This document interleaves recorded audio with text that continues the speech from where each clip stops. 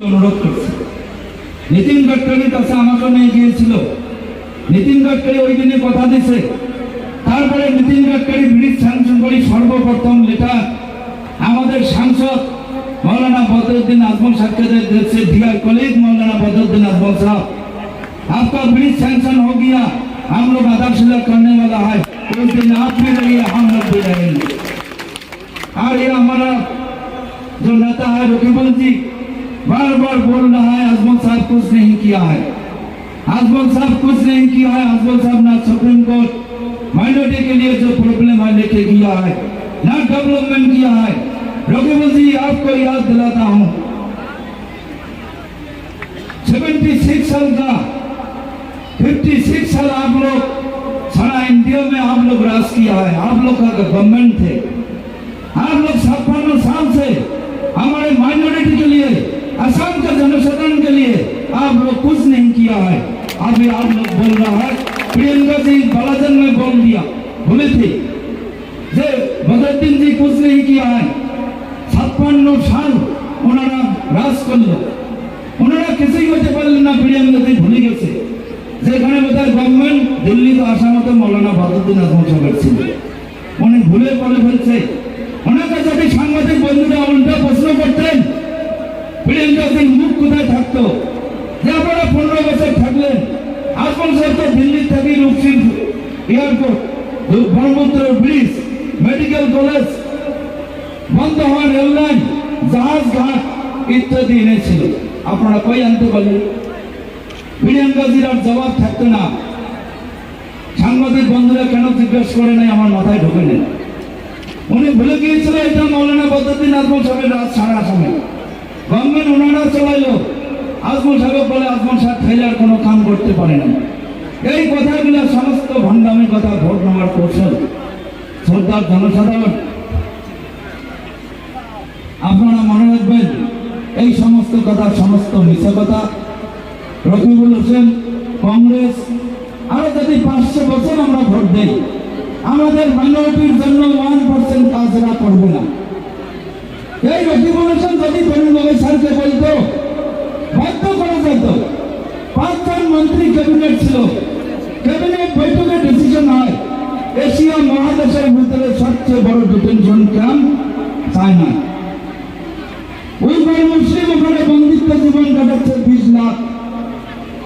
তার চেয়ে বড় ডিটেনশন ক্যাম্প চায়নাকে ফেল করি এই রকিবুল হোসেনের সিগনেচারে তরুণ গগৈ স্যারের নেতৃত্বে বলবাড়া সবচেয়ে বেশি মাটি আবন্টন দিয়েছে এই কংগ্রেস গভর্নমেন্টের দিনে সমস্ত মাইনরিটির মানুষকে বন্দী রাখার জন্য।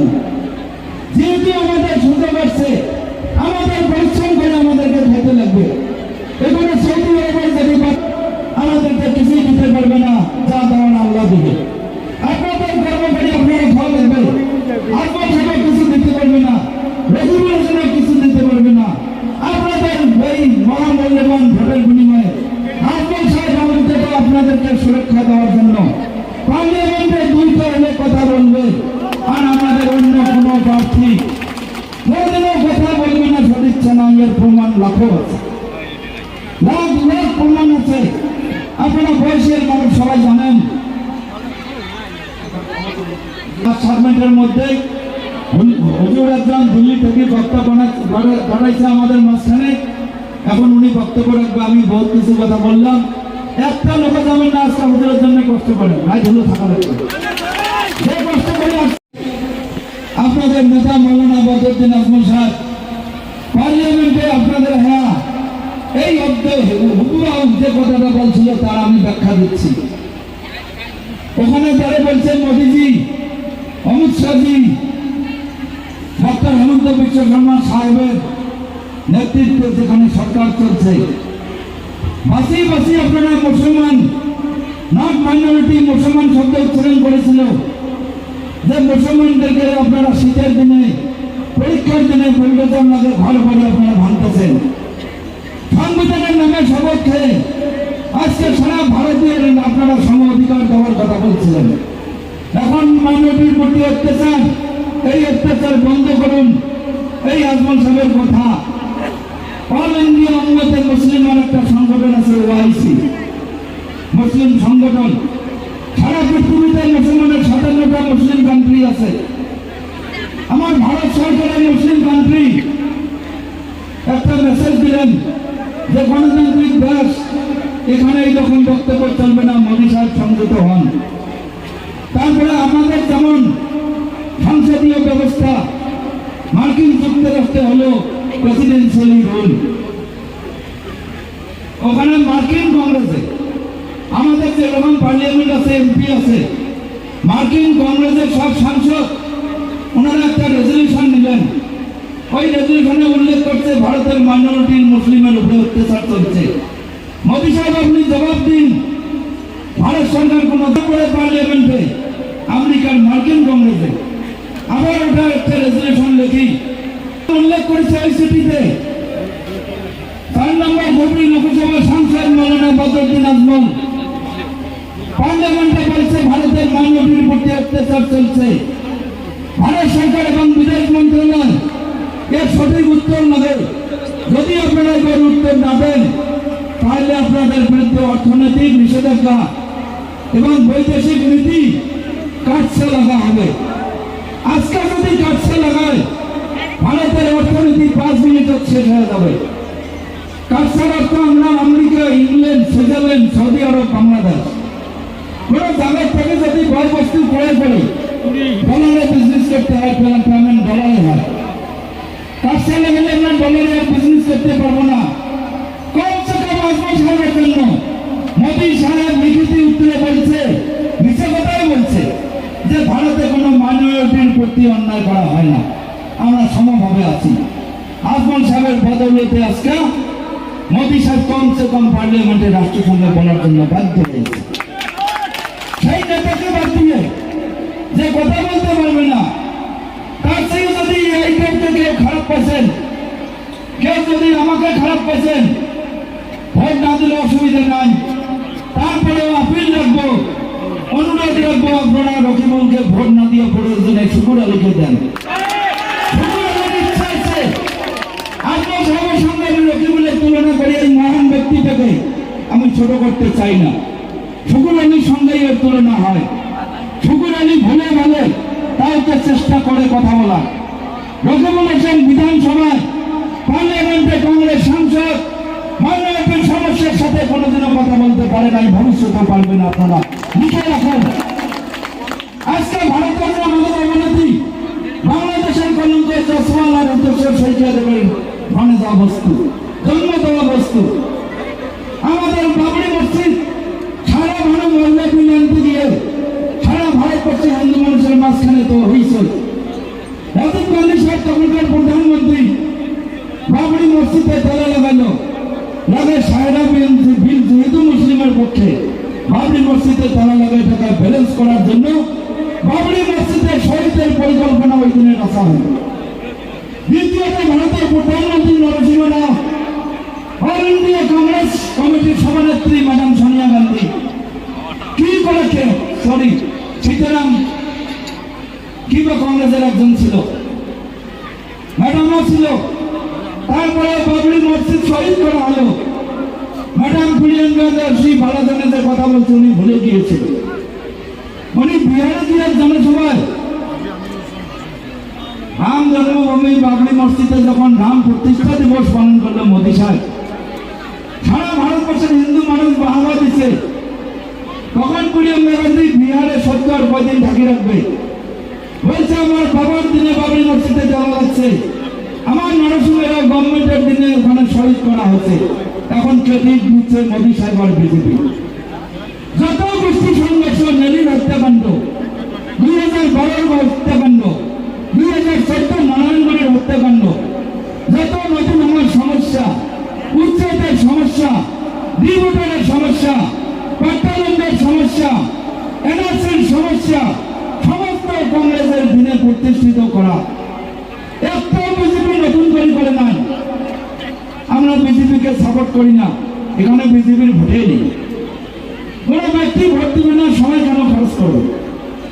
বিজেপি খারাপ, আমাদের মানুষ আসামের মাননীয় মুখ্যমন্ত্রী সাহেব বলে মিয়ার ভোট না লাগে। গতিকে মিয়া কোনোদিনও বিজেপি ভোট দিবে না।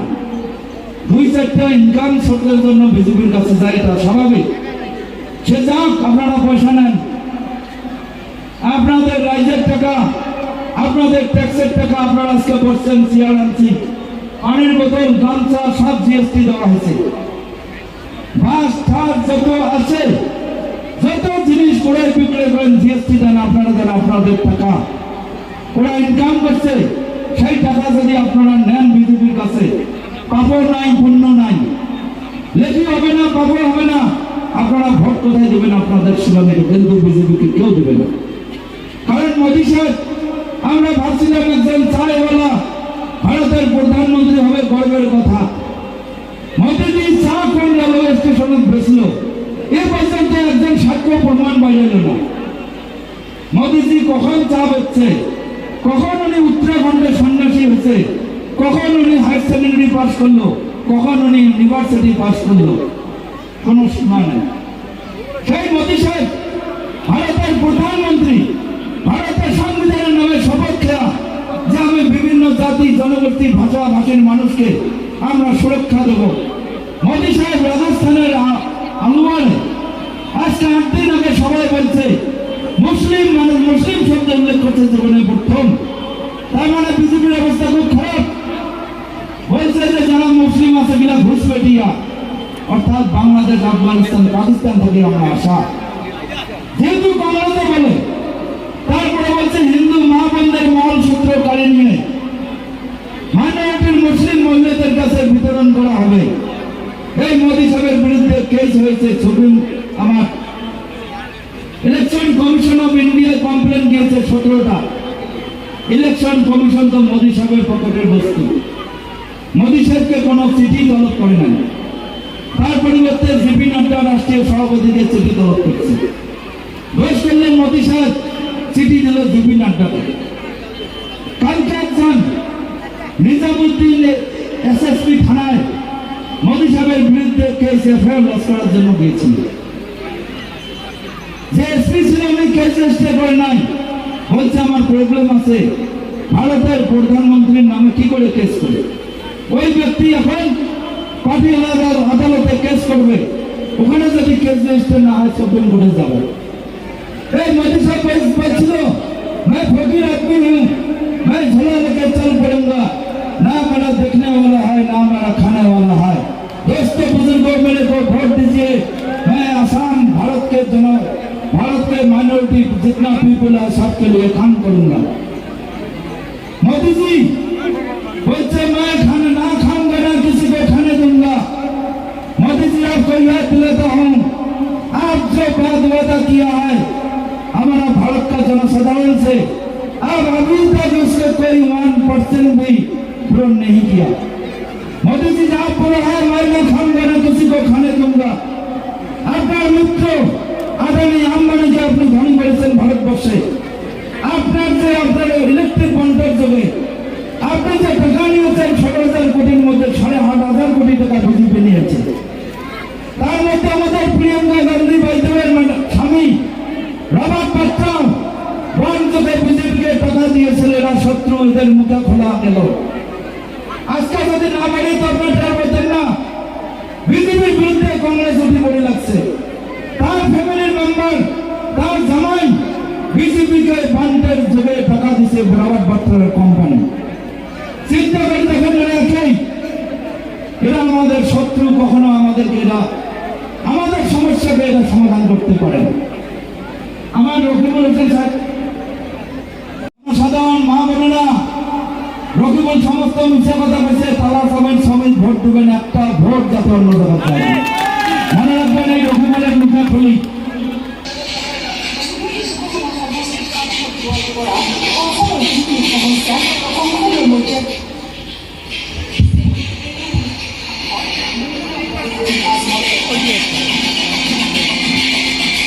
हमारे यहाँ टी गार्डन से आपको मालूम है बहुत बड़ी तादाद 70-80 लाख लोग हैं, उसमें 19 लाख लोगों से ज्यादा उनके दूध बेच के ऊपर जो सब्सिडी थी वो एकदम से बंद करने का ऐलान हो गया। वहाँ लोगों में कोहराम मचा हुआ है कि ये क्या है। मैं ये चाहूंगा नॉर्थ ईस्ट के डिजिटल पॉलिसी के ऊपर ध्यान दें, नॉर्थ ईस्ट के गरीबों के लिए। सबसे बड़ी समस्या है ब्रह्मपुत्र का रोड एंड कनेक्टिविटी। সাংসদ গড়ে গড়ে বদরুদ্দিন আজমলে সংসদৰ দ্বাৰ হ্যাঁ ঠিক আছে কোভিডটা হৈছে ব্ৰহ্মপুত্ৰৰ ওপৰত ঝুপুৰি সংসদীয় দলৰ নিৰ্মাণ। এই দলৰ নিৰ্মাণে অসমৰ কট নাই কট ব্যৱস্থা দিছে। 5 साल से मैं इसके लिए प्रॉब्लम मुझे पूरी उम्मीद है कि फाइनेंस में कुछ तो कम से कम ऐसा करिए कि वहाँ पत्थर पड़ जाए, लोगों को उम्मीद हो जाए। मैं इसको चाहूंगा माननीय साहब এয়াই নিৰ্দেশ জলদি रोकड़ी फूल वाली